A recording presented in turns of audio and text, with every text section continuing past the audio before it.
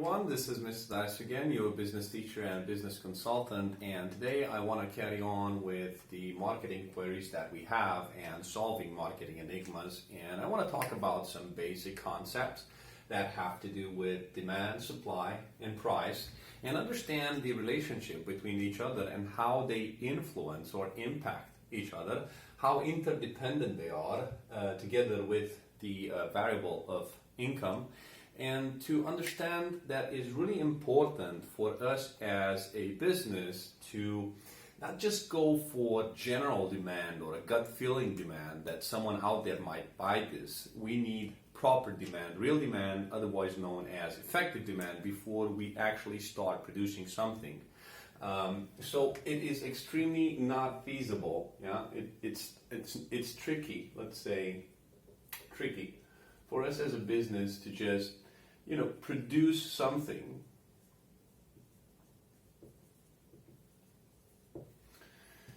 just because we know that we heard someone is interested. Okay? This is known as potential demand. Potential demand. So my first advice for you is never start, make business, run business on potential demand, okay? So whenever you hear someone saying, I heard, I read, I think, I believe, okay? Well, run away from that. You don't want potential demand. You don't want a potential business. You want a real business. And for that reason, you should be interested in real or effective demand.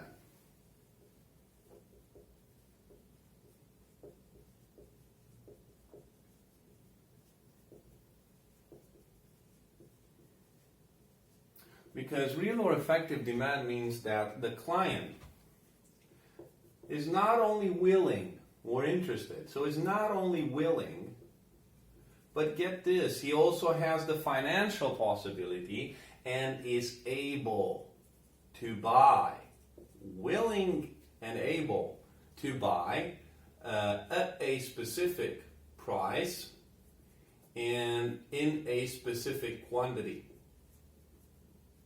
This is someone that I want. I want someone that's willing to buy a bread for €1 every day, and I know I can rely on them for actually generating this real or effective demand.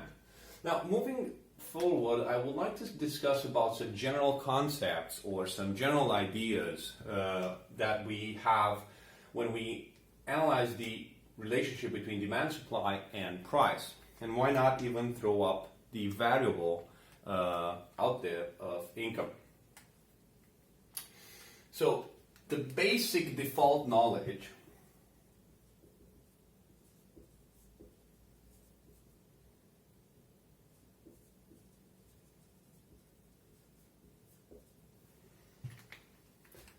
comes under these forms. That there is an indirect relationship between price and demand. In theory, this would mean that if the price tends to go up, the demand for that product will tend to drop, and vice versa. Then, another concept that we should be aware of is that we have a direct relationship between price and supply. Meaning that if the price for a good goes up, there will be a tendency for the producers to make more of that because they want more profits and added value. Who doesn't want to be in the business of producing something that is expensive and it's actually being sold and there is demand for it? Then we need to take in consideration the fact that a market it doesn't have to be physical. So in general, whenever we're going to see buyers and sellers trading or exchanging something, that's where you know that there is a market or can be a market for you. And there's a very funny and interesting relationship that is usually left outside, but it's extremely important, is between income and demand. And this has a waterfall impact that intertwines with some of the goods that we are addressing or taking in consideration when studying this relationship. Because by default, if we have a higher income, right, we should then generate higher demand, okay? But let's stop over here and let's look at the exceptions that we have at this relationship.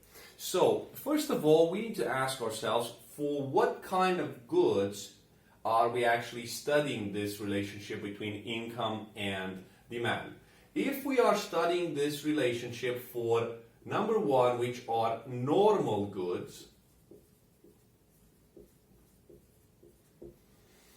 then fine, you're right. This is the case. If our income increases, then the demand for such good will increase also. Now, here are the examples. We talk about cars, restaurants, and designer clothes. Of course, if I'm earning more, I'm gonna dress better. I'm gonna, buy a second car for my wife, and I'm gonna go on a frequency of 2 times per week to restaurants. So, the parity over here is respected because we're talking about normal goods. Now, but if we're talking about inferior goods,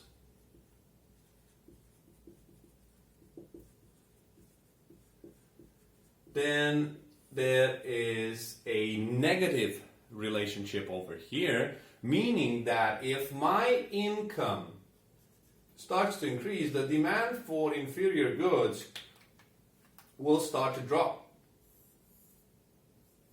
as opposed to in the previous example. And I think the best example I can give you over here is something that has happened to me personally, is the consumption of junk food. Junk food, or let's say processed meals.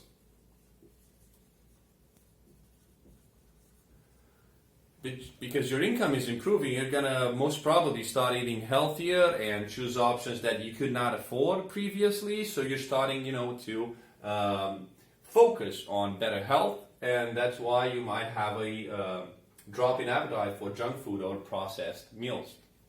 But there's also number 3 that has an impact in the relationship between income and demand, and that is known as substitute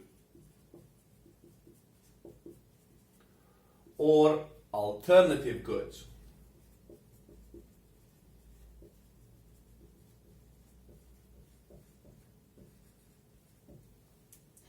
And what's funny over here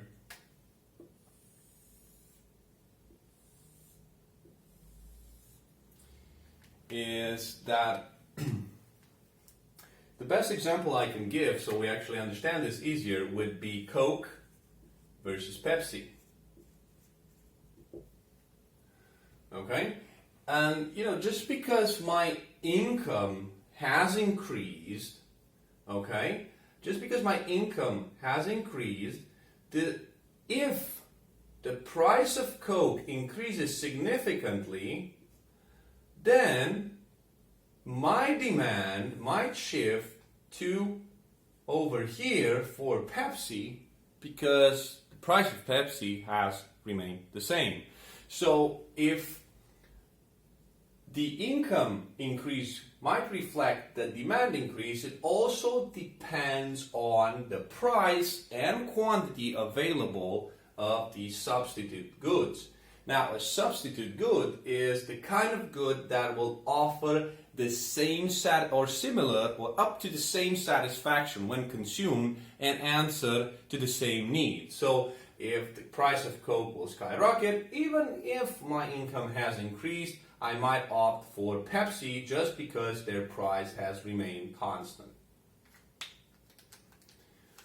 Now, these being said, could be seen as general, basic rules, playground rules in the world of business, but then economics comes and strikes us like a lightning, and guess what? We start discussing about the concept of elasticity.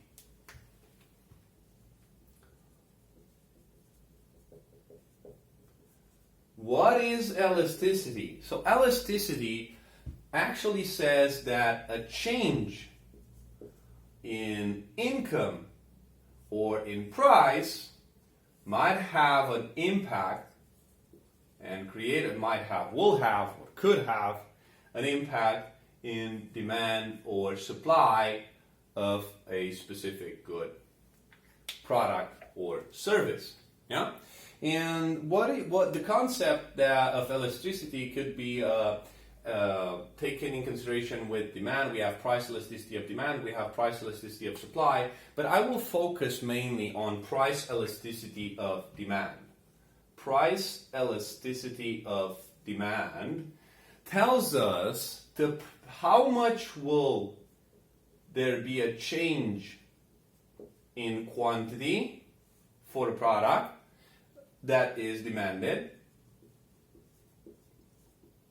So how much the demand will drop or increase because we had a change in the price of that product. So if the price increases for my product, how much will this be reflected on the demand or quantity of that product that is demanded? Yeah.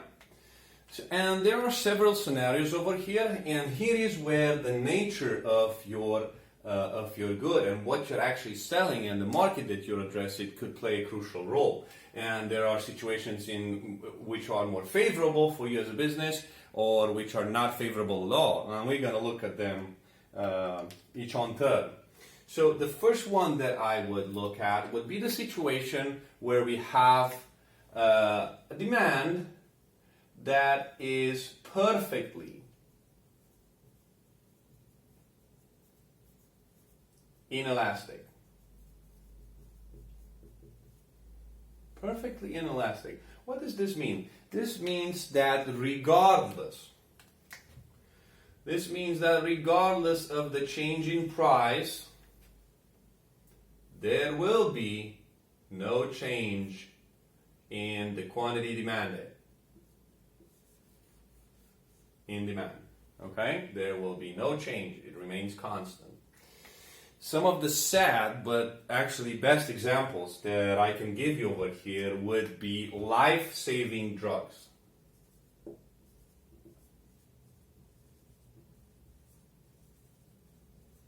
In fact, there are documentaries on Netflix that made on these the business behind drugs in US and how speculative the entire market is over there. And for a certain niche of the population that were suffering for some sort of rare liver disease, the price of one pill after the acquisition of that company went from $10 a pill to $250 just one pill. And people were being forced to sell their houses, to take bank loans just so they can buy time for their lives. So if you're in this industry and you have no ethics and you have a life-saving drug that doesn't really have alternative, you are in a situation in which, regardless of what you're going to do with the price of your product, the demand for it will remain constant. Second scenario is just inelastic. So what does inelastic demand mean? It means that if there is a significant change in price, in fact, you would have some sort of change in demand. So you would have something changed in demand, but it's insignificant change for demand.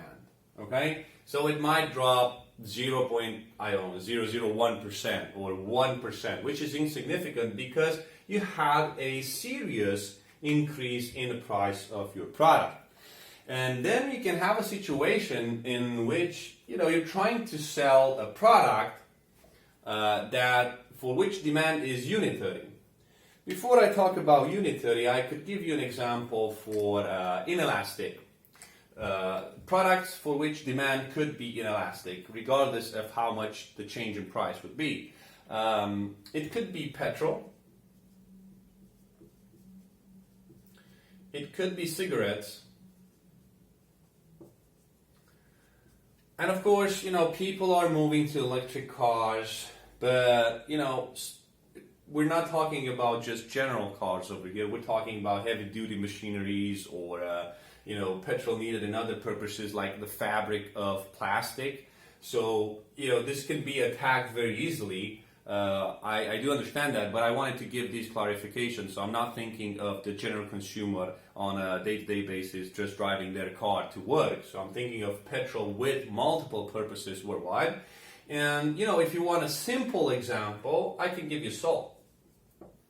So regardless of the price of salt, except for those that actually could live without it, we're going to buy salt because we need it. Then I said we have unitary demand. Unitary demand means that the shift that will happen in price, right, will happen also in demand. So this is how much, if my price will increase with 10%, then there will be a drop of 10% in demand for that product. And last but not least, and this is not a good category to be with your product, and it's not healthy when the market points out that you are facing a situation where the demand for your product is elastic. This is where you have to be extremely careful of how you conduct your business in terms of pricing and in terms of the supplies that you're putting out there available for the clients. Elastic means that if there is a change in the price, it will reflect into a severe change or drop in demand. And this is also taking consideration the price or the possibility of finding alternative goods. So if the prices for potatoes go up, people will switch to rice or beans. And this might generate a 90% drop in the potato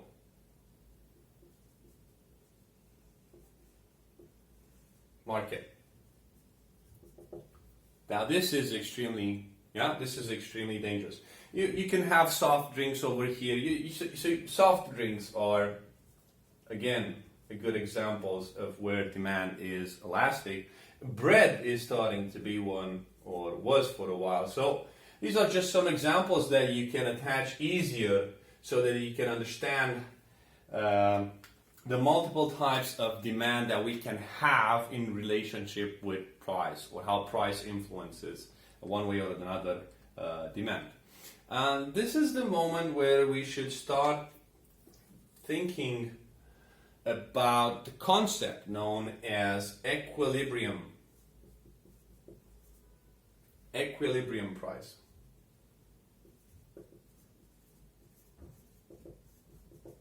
Okay, what is equilibrium price? So equilibrium price is where we price our product in a way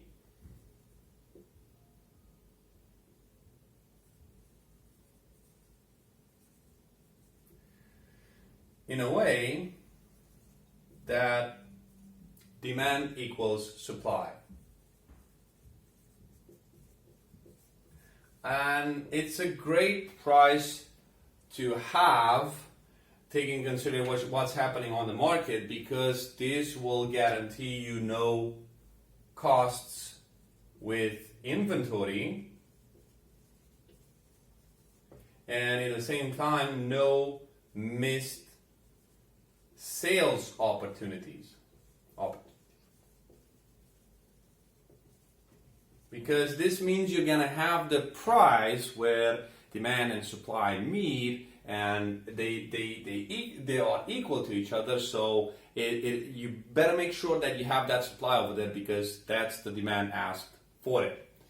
But there are also several situations. This is not something easy to approach or actually reach, and there are several scenarios which are